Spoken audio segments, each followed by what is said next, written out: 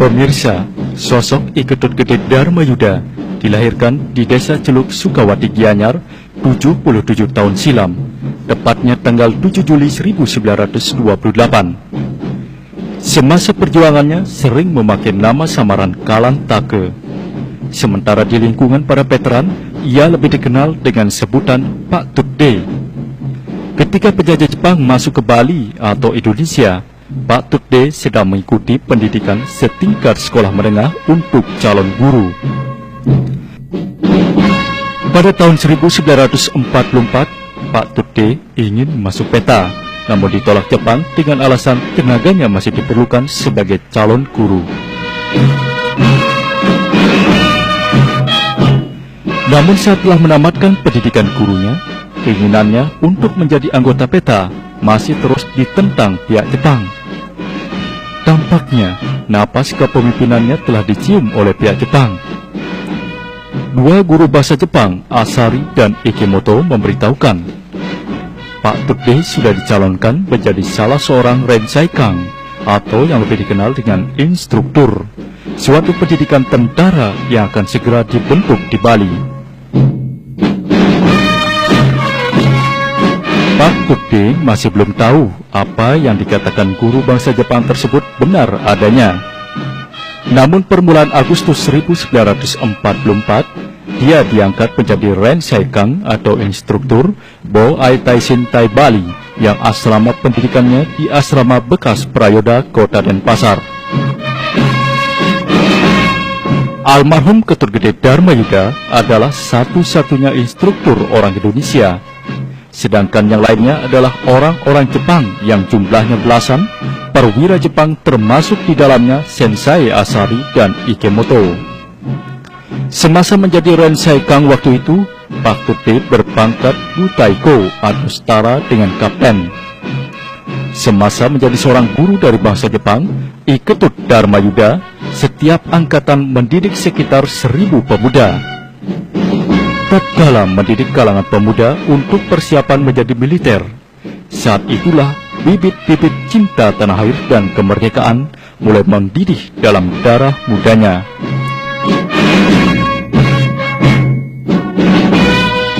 Beliau banyak berdiskusi dengan sesama pemuda tentang masa depan bangsa Indonesia. Akhirnya, ketika Perang Kemerdekaan Indonesia dimulai, Ketut Gede Darmayuda bertemu dengan banyak anak-anak didiknya di hutan belantara dan di lembah-lembah dalam suasana perang dan revolusi kemerdekaan Indonesia.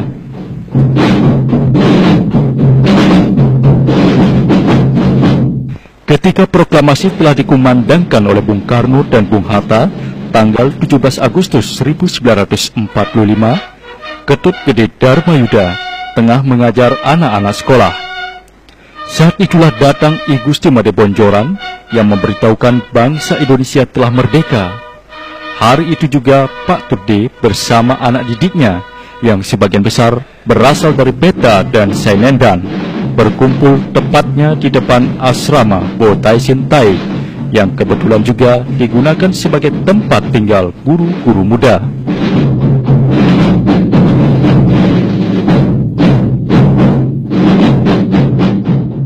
Ada 3 hari keluar, lantas pulang ke Celuk. Sampai di Celuk sudah mulai menginap, tidak di rumah, sudah nyingkir menginap. Ada 30 hari, terus peka keluar dia pergi.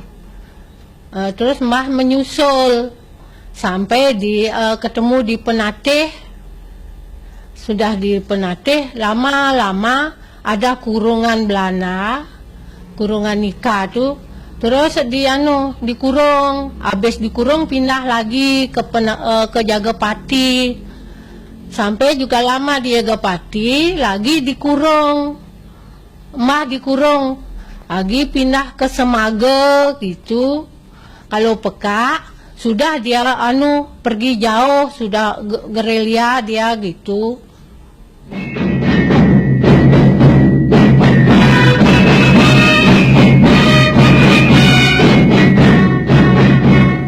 Sekitar bulan September 1945, Ketut Gede Dharmayuda mendapat perintah dari pimpinan perjuangan di Denpasar untuk melakukan evakuasi terhadap orang-orang Jepang yang ada di Gianyar. Perintah berjalan dengan lancar karena pihak Jepang yang ada di Gianyar jumlahnya tidak banyak dan mereka menurut dengan baik. Terkait serangan umum kota Denpasar, Ketut Gede Dharmayuda mendapat tugas mengkoordinir kegiatan barikade sepanjang Jalan Batu Bulan sampai Sukawati untuk melakukan pemasangan alang-alang atau rintangan-rintangan sepanjang jalan tersebut.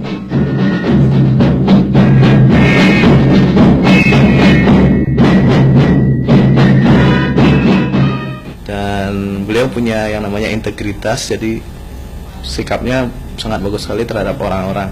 Memang rada-rada keras ya sikapnya, di samping dia itu diktator habis.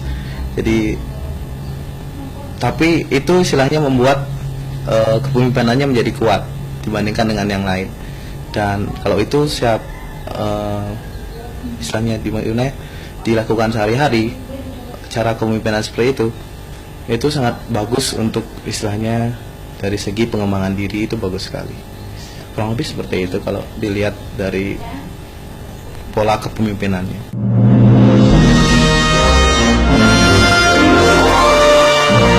Sebagai seorang pejuang, Pak Tut Dey terbukti sangat luas wawasannya ketika pada tahun 1960-an masyarakat masih hiruk pikuk dengan urusan partai. Maka beliau mencetuskan untuk membentuk Pemuda Pancamarga atau disingkat PPM. Hal itu dilakukan Pak Tut Dey setelah melakukan diskusi yang instan dengan teman-temannya seperti Made Sangre dan Ketut Sandi dari Sukawati, Made Ijit dari Suile Karang, teman-teman lainnya di desa Sobangan seperti Made Naros.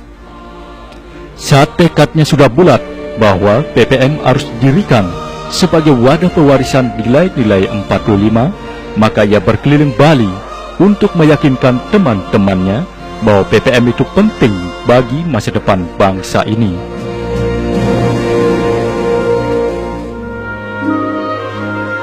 Pulang lagi ke Gianyar, sesudah di Gianyar baru sampai 1 hari di rumah, terus ada panggilan dari Puri, terus ke Puri nangkil, dikasih tahu sama anak Agung Gede Agung supaya jangan keceluk lagi, jangan ketemu sama suami lagi, supaya di Gianyar diam, tapi ndak ditahan, tahanan di rumah gitu.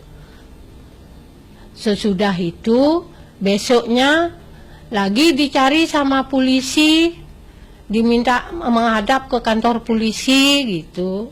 Sampai di sana ditanya sama polisi itu di mana diajak waktu menyingkir, bilang sudah tidak tahu tempatnya, tidak tahu desanya juga, tidak tahu namanya.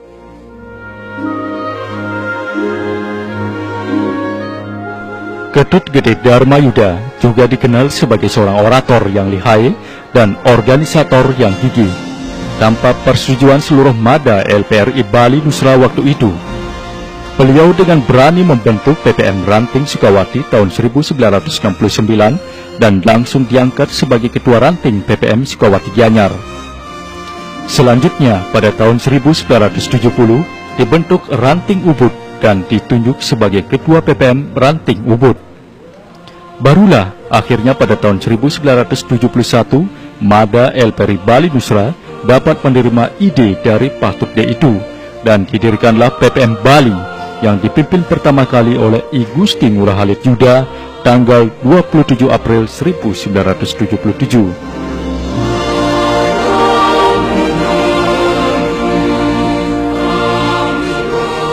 Dengan kegigihannya, Pak Tut Dey terus memperjuangkan idenya untuk mendirikan PPM di tingkat nasional.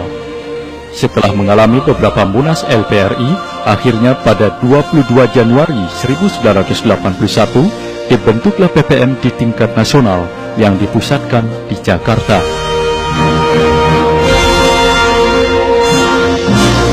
Ruangannya dia, terus dia ke gunung-gunung, ke Besake dia sampai tidak makan 7 hari dia sama teman-temannya, terus dikejar sama nikah gitu. Lama kelamaan ini mbah ini sudah perutnya sudah besar. Terus mbah bilang, ditengok sama peka sekali sama temannya, sudah besar, mbah bilang mau menyerah ke jero mecutan di Denpasar. Gitu dikasih. Sudah gitu diantar sama Pak Guru Rete dari Kesiman ke Denpasar. Sesudah di Denpasar di Puri, terus ada keluarga dari Titeh minta supaya di rumah di Titeh diem.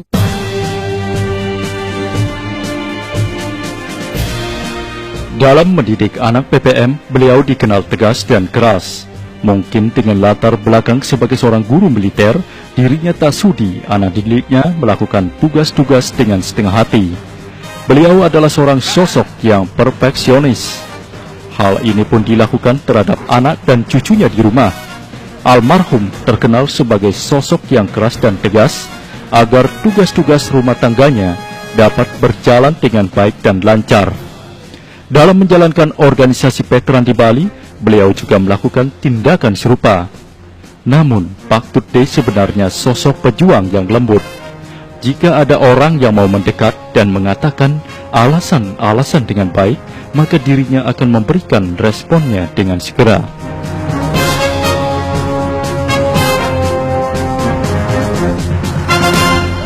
Pola kepemimpinannya ya, saya merasakan sendiri kakek saya itu sangat keras kepada saya terutama. Jadi dari dulu sampai sekarang, sampai sebelum beliau nggak ada itu, kita sering sekali diceramahi luar biasa dari sekolah. Misalnya saya pun dulu sekolah karena kemauan kakek saya. Terus terang saya nggak bisa ke sekolah, tapi karena dipaksa saya sekolah juga. Dan itu pun dari segi memilihnya itu sangat diharuskan ekonomi ya. Karena saya ingat sekali kakek saya bilang, kalau kamu sekolah di ekonomi itu ibaratnya kamu memilih lapangan yang luas. Kamu bisa main sepak bola di situ, main bulu tangkis, main semuanya bisa di situ. Jadi akhirnya saya ekonomi. Jadi dari keluarga memang dari saya sendiri itu keras sekali kepemimpinannya, dan kakak saya juga banyak sekali dipengaruhi oleh kepemimpinan kakek saya yang seperti itu.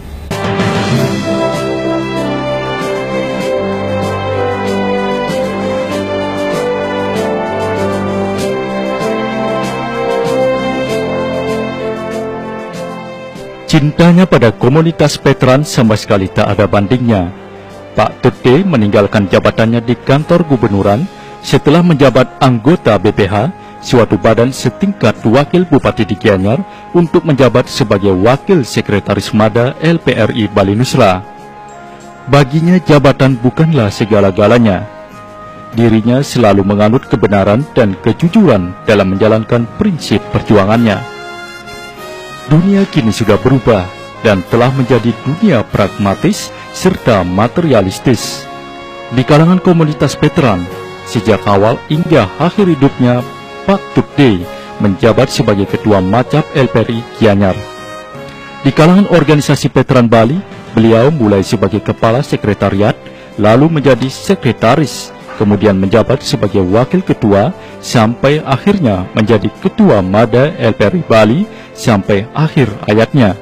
Almarhum adalah sebagai Ketua MADA LPRI Bali.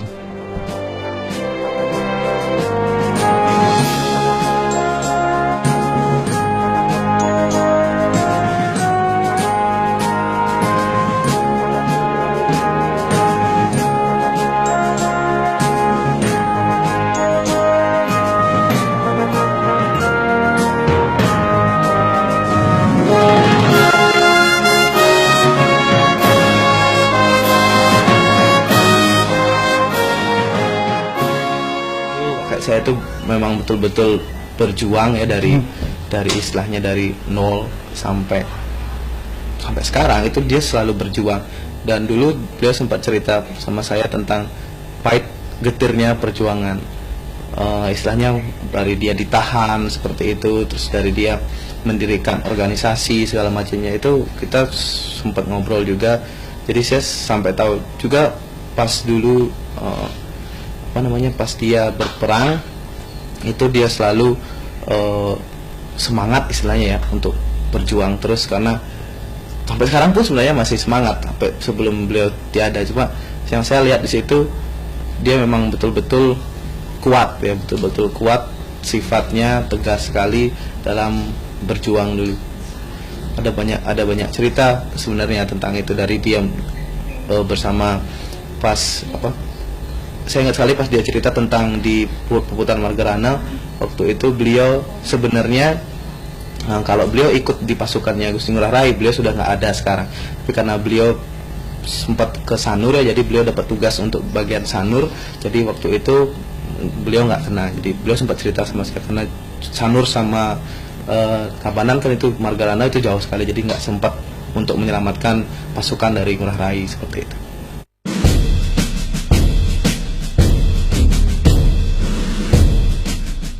Pak Tutim memang sosok pejuang yang sangat serius. Dirinya tak segan marah pada dokter dan perawat bila tidak mendapat pelayanan yang semestinya sesuai dengan harga yang dibayarkan. Saat menderita sakit, pemerintah kabupaten nyaris tak banyak menaruh perhatian terhadap dirinya. Sebenarnya dirinya sangat berharap pada Pemprov dan Pemkab di Bali untuk lebih memperhatikan kalangan veteran Bali.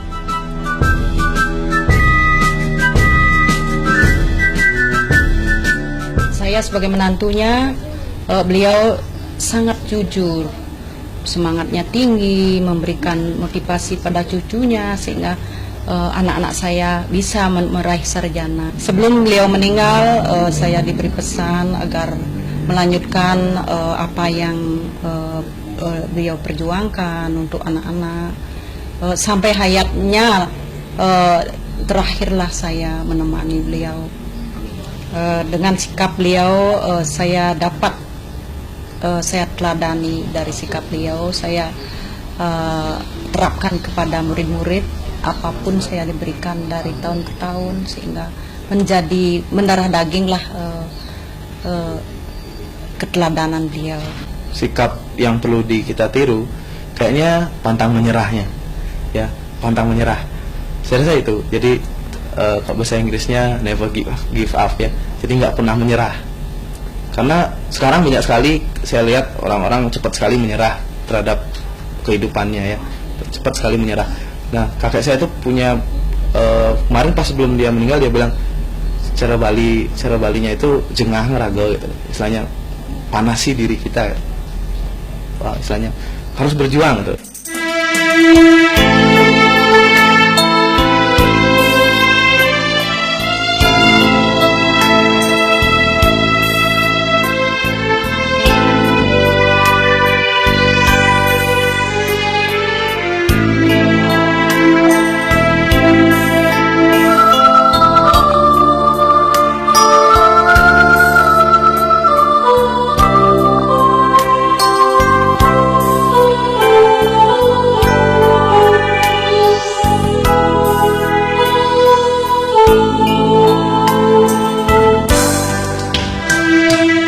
Tepatnya tanggal 28 September 2004 lalu, Ketut Gede Dharma Yuda yang dikenal sebagai tokoh veteran pejuang kemerdekaan Republik Indonesia di Bali telah pergi untuk selama-lamanya. Semasa hidupnya beliau dikenal sebagai sosok pejuang yang cerdas, gigih keras dan tegas. Pak Tut D yang dikenal juga dengan nama samaran Pak Tut Cakuran atau Kalentake kepada anak-anak bangsa di Indonesia khususnya Bali berpesan untuk terus meningkatkan solidaritas bangsanya terhadap negara kesatuan RI ini. Pesan ini haruslah direnungkan semua anak bangsa Indonesia. Selamat jalan Pak Tut D. Semoga abadi. Selamat berjuang di alam sana. Merdeka.